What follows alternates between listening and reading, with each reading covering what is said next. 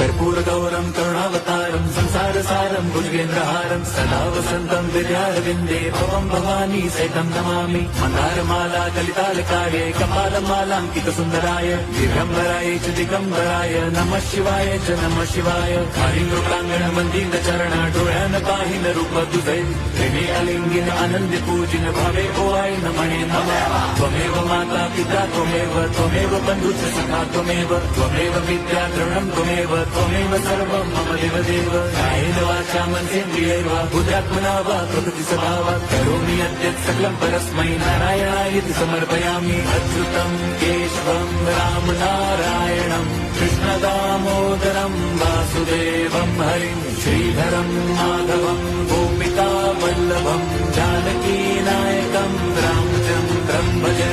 Hare Ram Ram Ram Hare Hare Hare Krishna